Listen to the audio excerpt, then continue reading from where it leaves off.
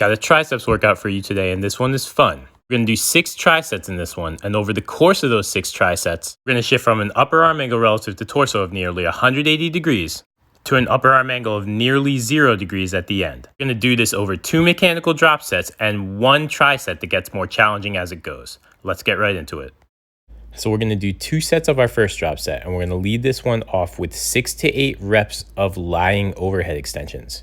And remember to work in your overhead mobility. So keep your abs tight. That's your first obligation. Then lean your arms as far back as you can. Also make sure to pause for a second when your arms are straight so that your triceps have to work in that straight arm position. After that, you're shifting your arms forward to about a 91 or 92 degree angle relative to torso. You're going to maintain this angle, moving only at the elbow. Now we're doing skull crusher reps, 8 of them. So now we've closed off our angle relative to torso a little bit, and we don't have to work quite as hard to own that straight arm position, although we're still getting a really good tricep squeeze. Hit your reps there, and then you're moving your arms forward a little bit more so that they're now perpendicular with the ground. And you've got 8 more reps. Now that we get to stack wrist, elbow, and shoulder, we get to rest at the top of every rep. And you'll need that rest after all the reps you've already done if you've done them precisely. You've got 8 reps here. We're doing 2 sets like this.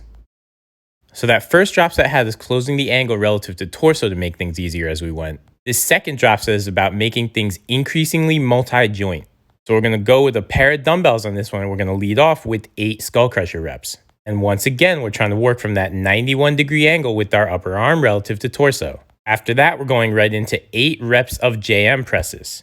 So remember now, this is essentially a skull crusher and close grip press hybrid. We're thinking of keeping our elbows as close to our body as we can, bringing our elbows down to our rib cage and bringing the tips of those dumbbells to the tops of our shoulders. And in the style we're doing them here, we're pushing back to that 91 degree angle. Final piece of this puzzle, we're going to shift our arms forward, and then we're doing close grip pause presses.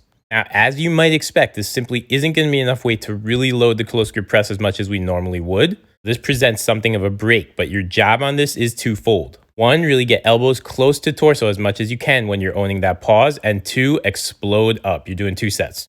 One more piece to this workout, and this one gets deceptive because it actually gets harder as we go on.